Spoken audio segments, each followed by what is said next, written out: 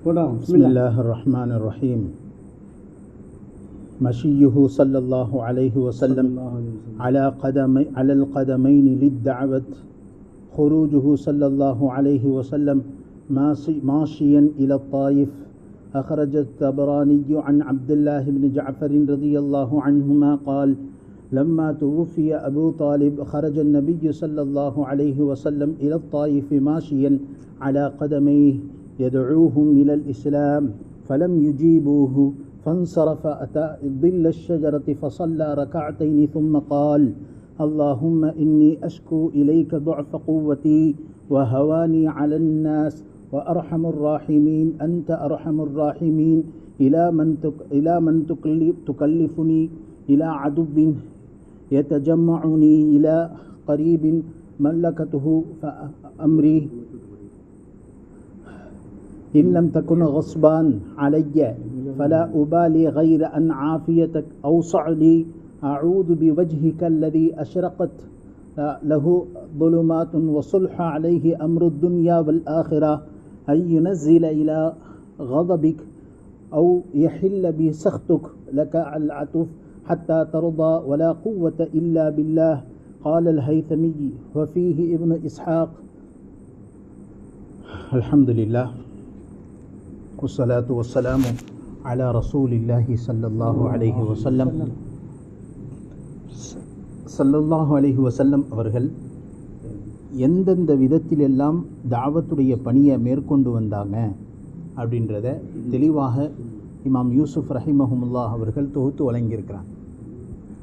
மக்காவினுடைய ஜுஹுத், மதீனாவினுடைய ஜுஹுத், உக்காதினுடைய souk கடை வீதிகளுடைய ஜுஹுத், அதுபோக ஸல்லல்லாஹு அலைஹி வஸல்லம் போர் மைதானங்களில் என்னென்ன ஜுஹுத் மேற்கொண்டிருக்காங்கன்னு தொடர்ந்து சொல்லிக்கொண்டே வர்றாங்க. அப்போ மக்காவில் இருக்கக்கூடிய காலத்தில் ஸல்லல்லாஹு அலைஹி வஸல்லம் அவர்கள் ஜுஹுதை எப்படி மேற்கொண்டாங்க, அவங்களுக்கு யார் யாரெல்லாம் தோழமை கொடுத்தாங்க, யார் யார் அழைப்பு கூட்டு போய் அழைப்பு கூட்டத்தினர் அழைக்க வைத்த பேச வைத்தாங்க அப்படின்றத தொடர்ந்து பார்த்து கொண்டே வந்தோம். மக்காவிலிருந்து ஜுஹுது சொல்லனா கஷ்டங்களை ஸல்லல்லாஹு அலைஹி வஸல்லம் அவங்க சகித்தாங்க. எந்த அளவுக்கு சொந்தத்திலிருந்து எதிர்ப்பு, உறவினர்களிலிருந்து எதிர்ப்பு, மக்காவாசிகளிலிருந்து எதிர்ப்பு, குறைஷி கூட்டங்கள் எதிர்ப்பு, சொல்லன்னா துன்பங்கள். இதற்கு இடையில் மக்காவினுடைய கடைவீதிகள், ஹாஜிகள் எல்லாத்தையும் சந்திக்கிறாங்க. எந்த ஒரு முன்னேற்றமும் தெரியலை. ஸல்லல்லாஹு அலைஹி வஸல்லத்துடைய சிந்தனை இப்படி வந்துச்சு, மதீனாவிலிருந்து மக்காவிலிருந்து சுமார் 70 மைல் தூரத்தில் இருக்கக்கூடிய தாயிஃப் அப்படின்ற ஒரு வீதி, இந்த தாயிஃபுடைய வீதியில் போய் நம்ம மக்களை சந்தித்தோம் அப்படின்னு சொன்னால் நிச்சயம் அந்த மக்கள் நம்முடைய அழைப்பை ஏற்றுக்கொள்ளுவாங்க என்று ரசூலுல்லாஹி ஸல்லல்லாஹு தாயிஃப் வீதி ஊர், அதில் ஒரு பெரிய கடை வீதி இருக்குது. எப்படி மக்காவில் உக்கால்ன்ற கடை வீதி இருக்கிறதோ அதே போல் மக்கள் தன்னுடைய வியாபார சரக்குகளை இந்த தாயிஃபுடைய பகுதிக்கு கொண்டு வந்து விற்பனை செய்வாங்க. இதுவும் பிரசித்தி பெற்ற கடை வீதிகள் இருக்கக்கூடிய பகுதி. இந்த தாயிஃபில் ஸல்லல்லாஹு அலைஹி வஸல்லம் அவர்கள் பேராசை கொள்கிறாங்க. இங்கே போய் நம்ம தீனுடைய அழைப்பு பணியை மேற்கொள்ளணும் என்பதாக ஸல்லல்லாஹு அலைஹி வஸல்லம் ஆசைப்பட்டு, எந்த அளவுக்கு சுமார் 70 மைல் அப்படின்னு சொன்னால் ஒரு குறைந்தபட்சம் ஒரு 120 கிலோமீட்டர் அல்லது 100 கிலோமீட்டராவது இருக்கும். இதை நபியவர்கள் தங்களுடைய கதமை பாதத்தில் மக்காவிலிருந்து இங்கேருந்து தாயிஃபுக்கு நடந்து செல்கிறாங்க. இடைப்பட்ட இடங்களில் எவ்வளவு முட்கள் இருக்கும், எவ்வளவு கற்கள் இருக்கும். இப்போ போல் பைபாஸ் ரோடெல்லாம் கிடையாது. இன்னும் சில ரிவாயத்துக்களில் ஒட்டகம்னு வருது, சில ரிவாயத்துக்களில் ஸல்லல்லாஹு அலைஹி வஸல்லம் ஹிமார் கழுதையில் பயணம் செஞ்சாங்கன்னு வருது. ஆக மொத்தம் ஸல்லல்லாஹு அலைஹி வஸல்லம் அவர்கள் இந்த இவைகளின் மூலமாக என்ன செஞ்சுருக்கிறாங்க, பயணம் செஞ்சுருக்கிறாங்க. நடந்து போனாங்களா இல்லை கழுதையில் போனாங்களா? ஆனால் 3 விதமான ரிவாயத்து இருக்குமோல. யூசுஃப் ரஹ்மத்துல்லாஹ் கதமைன்னு கொண்டு வர்றாங்க. ஆனால் ஒட்டகத்தில் போயிருக்காங்கன்னு ஒரு ரிவாயத்தில் வருது, ஹிமார்லைனும் வருது. 2-3 விதமாக எல்லா நேரத்திலையும் உட்கார்ந்து போவாங்க, சில சமயம் நடந்து போயிருக்காங்க. அதே மாதிரி ஒட்டகத்திலே சில சமயம் செய்வாங்க, ஒரு இலைப்பாடுறதுக்கு. அதனால் அப்போ இவ்வளவு சொல்லக்கூடிய நோக்கம் என்ன, அது போகக்கூடிய வேகம் எப்படி இருக்கும், குறைந்தபட்சம் அது என்ன ரொம்ப நேரம் ஆகும். நடப்பதுக்கு ஈக்குவலாக அது போனாலும் கூட ஆக மொத்தம் அதுவும் நடக்கும் கூடிய மக்காமில் தான் நபி ஆக்கியிருக்காங்க. அப்போ நபி ஸல்லல்லாஹு அலைஹி வஸல்லம் அவர்கள் சின்ன இந்த தாயிஃபில் அழைப்பு கொடுக்கறதுக்காக வேண்டி மிகப்பெரிய கஷ்டத்தை அனுபவித்திருக்கிறாங்க. ஆக மொத்தம் தாயிஃபில் போய் சேர்ந்துட்டாங்க. தாயிஃபில் போய் சேர்ந்த உடனே அங்கே இருக்கக்கூடிய அஹ்வால்களை ஸல்லல்லாஹு அலைஹி வஸல்லம் எதிர்பார்க்குறாங்க. அங்கே பனு சகீஃப் என்ற கோத்திரத்தார் இருக்கிறாங்க, மிக உயர்ந்த குலம். அவங்க என்ன சொன்னாலும் தாயிஃபாசிகள் கேட்டுக்கொள்வாங்க. அந்த பனு சகீஃபுடைய கோத்திரத்தில் அம்ர் இப்னு உமைர் அப்படின்னு சொல்லக்கூடிய ஒருத்தர் தான் அந்த வீட்டு நபர், மிகப்பெரிய தலைவராக இருக்கிறார்.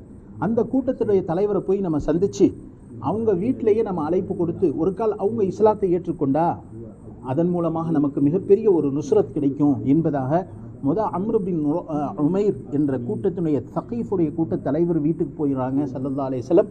அந்த 3 மகன்கள் இருக்கிறாங்க. ஒருவர் அபு யஅலா, இன்னொருவர் ஜாஃபர், இன்னொருவர் மஸ்ஊத். இந்த 3 மகன் அவருடைய 3 மகன்கிட்ட தாவத்துடைய வேலையை ஆரம்பிக்கிறாங்க.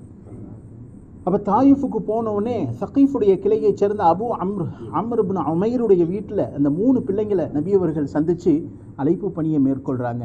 சொல்கிறாங்க, நபி அவர்கள் நீண்ட நேரமாக பேசி கொண்டு இருக்கிறாங்க. எல்லா பேச்சையும் கேட்டு நம்முடைய பேச்சை கேட்டு இவர் தனக்கு உதவி செய்வார்னு ரசூலுல்லாஹி ஸல்லல்லாஹு அலைஹி வஸல்லம் பேராசை கொண்டாங்க. ஆனால் அதனுடைய விளைவு எப்படியாச்சு? முதல் நபர் கேட்டார்,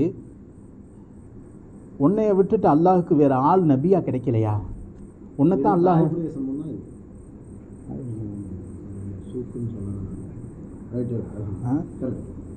அப்போ உன்னை விட்டு அல்லாஹுக்கு வேற நபியா அனுப்புறதுக்கு வேற ஆள் கிடைக்கலையா அப்படின்னு இன்னொருத்தர் கேட்டார். இன்னொருத்தர் சொல்றாரு, உன்னை மட்டும் அல்லாஹ் நபியா அனுப்பிச்சிருந்தா நான் கஅபாவினுடைய திரையை போய் கிழிச்சு விட்டுருவேன் அப்படின்ற. இன்னொருத்தர் சொல்றாரு, உன்கிட்ட பேசுறதுக்கே எனக்கு பிடிக்கல, ஏன்னா நீ அல்லாஹுடைய விஷயத்திலே போய் சொல்ற. அப்படி ஒரு கால் நீ சொல்றது உண்மையாக இருந்தா நான் பாவி ஆயிடுவேன், அதனால நீ பேசுறத நான் காது கொடுத்து விருப்பம் இல்லை என்று சொன்னதோடு மட்டும் இல்லாமல் ஸல்லல்லாஹு அலைஹி வஸல்லம் அவங்களோட சேர்ந்து இருந்த ஸைத் பின் ஹாரிஸா ரலியல்லாஹு அன்ஹு இவங்க கூட இருந்தாங்க, சிறுவர் தான், கூட தாயிஃபோட உழைப்பு கூட்டு போயிருந்தாங்க. இந்த 3 நபர்களும் என்ன செஞ்சாங்க, நபி அவர்களுக்கு எதிராக சில நபர்களை கோத்திரத்தை கிளப்பிட ஆரம்பித்தாங்க. ஸல்லல்லாஹு அலைஹி வஸல்லம் தாயிஃபில் சுமார் 10 நாட்கள் தங்கியிருந்து வேலை செஞ்சாங்க. வேலை செஞ்சோன்னே எதிர்ப்புகள் கடுமையாக வர ஆரம்பிச்சிச்சு. எந்த அளவுக்கு இவங்க 3 பேர் சேர்ந்து ஒரு பெரிய கூட்டத்தை திரட்ட ஆரம்பித்தாங்க. நபி அவர்களை அழைப்பு பணி செய்து கொண்டிருக்கும் போதே வீதிகளில் ஓட ஓட என்ன செய்கிறாங்க, நஊது பில்லாஹ், அல்லாஹ் பாதுகாக்கணும், சிறுவர்களால் நபி அவர்கள் கல்லால் எரியப்படுறாங்க. எந்த அளவுக்குனா ஸைத் பின் ஹாரிஸா ரலியல்லாஹு அன்ஹு சிறுவராக இருந்தாலும் தன்னை ஒரு கேடயமாக மாற்றிக்கொண்டு ஸல்லல்லாஹு அலைஹி வஸல்லம் மீது வரக்கூடிய விழக்கூடிய கற்களை அவர் தடுக்கிறார். எரியும் போது வேகமாக ஒரு கல் நபி அவர்களுடைய கணுக்காலில் பட்டுறது. பட்ட உடனே அந்த இடத்துலேருந்து ரத்தம் பீறிட்டு வர ஆரம்பிக்குது. இப்னு கஸீர் ரஹ்மத்துல்லாஹி அலைஹி எழுதுறாங்க அவங்க தன்னுடைய கிதாபில், நபி அவர்கள் அந்த பாதத்திலேருந்து வரக்கூடிய ரத்தம் கீழே விழக்கூடிய அந்த போட்டிருந்தவருடைய செப்பலோடு சேர்ந்து ஒட்ட ஆரம்பிச்சிருச்சு. இதே நிலையிலே ஸல்லல்லாஹு அலைஹி வஸல்லம் அவர்கள் சுமார் 3 மைல் தூரம் ஓடிக்கொண்டிருந்தாங்க. தாயிஃபில் கல்லால் எரிய ஸல்லல்லாஹு அலைஹி வஸல்லம் அந்த 3 மைல் தூரம் ஓடுறாங்க. ஓடி ஒரு மிகப்பெரிய ஒரு தோட்டத்தின் பக்கம் ஒதுங்குறாங்க. அந்த தோட்டம் யாருது அப்படின்னா நபி அவர்களுக்கு நெருக்கமான சொந்தமான ரபியாவுடைய தோட்டம்.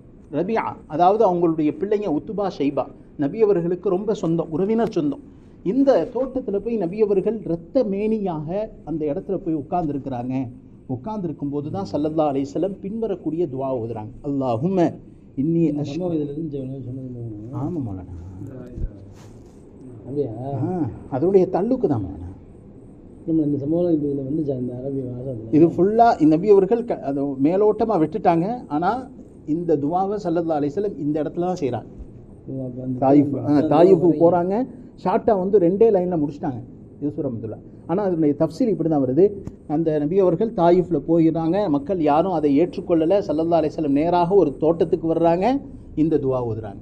ஆனால் இடைப்பட்ட விஷயங்கள் இவ்வளவு இருக்குது. சொல்கிறாங்க ஸல்லல்லாஹு அலைஹி வஸல்லம், அல்லாஹும்ம இன்னி அஷ்கு இலைக்க துஅஃப குவ்வதி வ ஹவானி அலன்னாஸ். யா அல்லாஹ், மக்களிடத்திலிருந்து கேவலப்பட்டு இருப்பதையும் என்னுடைய குவத்தின் பலவீனத்தையும் முன்னிடத்தில் நான் முறையிடுகிறேன். அந்த அர்ஹமுர் ராஹிமீன், நீதான் என்னுடைய இறக்கப்படக்கூடியவர்களுக்கெல்லாம் இறக்கப்படக்கூடியவனாக இருக்கிறாய்.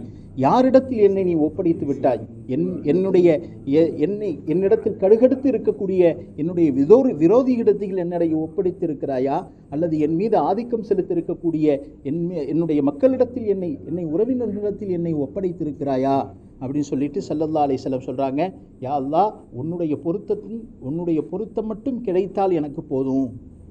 உன்னுடைய பொருத்தம், இந்த உலகம் ஆகிரத்தினுடைய எல்லா நலவான காரியங்களும் உன்னிடத்தில் தான் இருக்கிறது. நீ எனக்கு உன்னுடைய பொருத்தம் எல்லா அமல்களிலும் வேண்டும் அப்படின்னு சொல்லிட்டு கடைசியாக என்ன சொல்கிறாங்க, லா ஹவுல வலா குவத்த இல்லா பில்லாஹ்ன்ற துவாவை ஸல்லல்லாஹு அலைஹி வஸல்லம் ஓதுறாங்க. எப்போ இந்த துவாவை உத்துபாவும் ஷைபாவும் கேட்குறாங்களோ அவங்களுக்கு ஒரு இறக்கம் வந்துருச்சு. மக்காவில் எப்படிப்பட்ட கோத்திரத்தை சார்ந்தவர், இங்கே வந்து கல்லடிப்பட்டு இரத்தமேனியாக கிடக்கிறாருன்னு சொல்லி அந்த தோட்டத்தில் வேலை பார்த்த தன்னுடைய அடிமை அக்தாஸ் இடத்துல கூப்பிட்டு, இங்கே அக்தாஸ்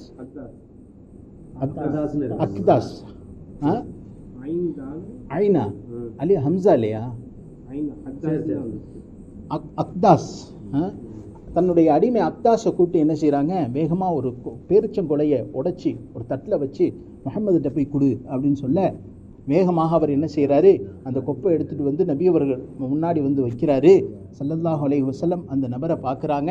பார்த்துட்டு அந்த கொஞ்சோண்டு பேரிச்சம்பழத்தை எடுத்து பிஸ்மில்லான்னு சொல்லி திராட்சையா திராட்சை பேரிச்சம்பழம் படிச்சோம்.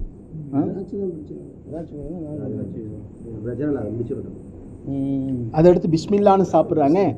அக்தாஸ் கேட்குறாரு, இந்த பிஸ்மில்லாஹ் வந்து புது வார்த்தையாக இருக்கே, இது யார்கிட்ட சொல்லப்பட்டது அப்படின்னு சொல்லி கேட்க, ஸல்லல்லாஹு அலைஹி வஸல்லம் கேட்குறாங்க, இதை தெரிஞ்சிருக்கே நீ யார் அப்படின்னு சொல்ல, அவர் சொல்கிறாரு, நான் நைனுவா என்ற கோத்திரத்திலிருந்து வந்திருக்கேன்.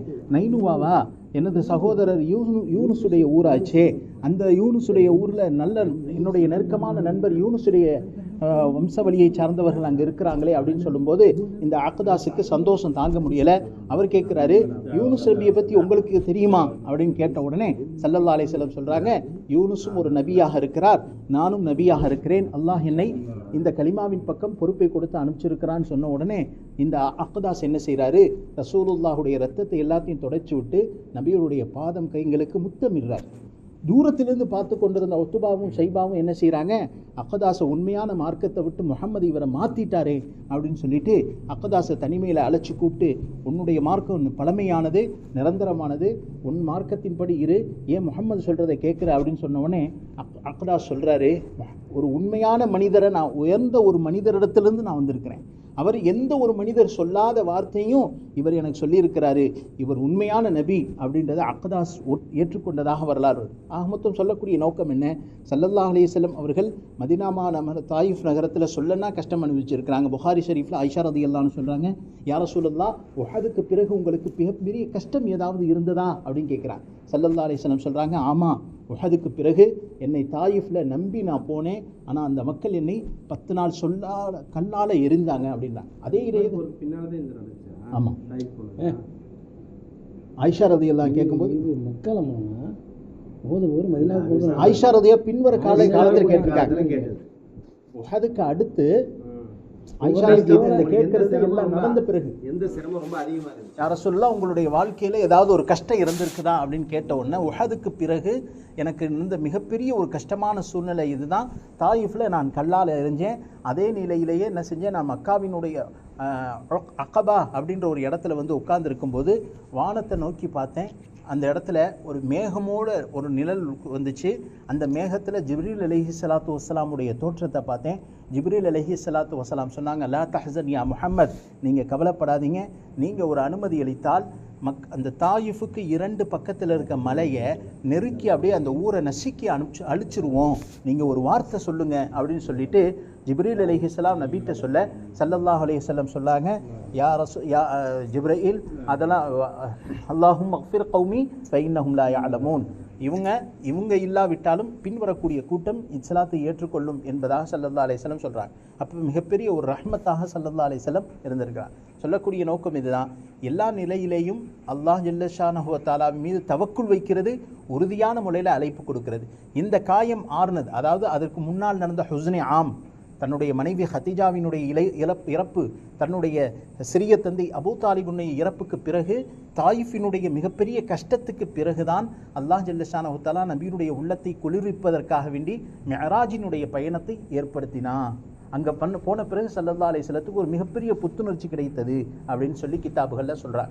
அதன் அடிப்படையில் நபியினுடைய ஹிஜாபின்படி நாம் அமல் செய்யும்போது அல்லாஹ் ஜல்ல ஷானஹு வ தஆலா ஒரு விதத்தில் இல்லாவிட்டாலும் இன்னொரு விதத்தில் அல்லாஹ் ஜல்ல ஷானஹு வ தஆலா அதனுடைய தாவத்துடைய வாசலை திறப்பான். செய்து கொள்ளலாமா இன்ஷா அல்லாஹ்?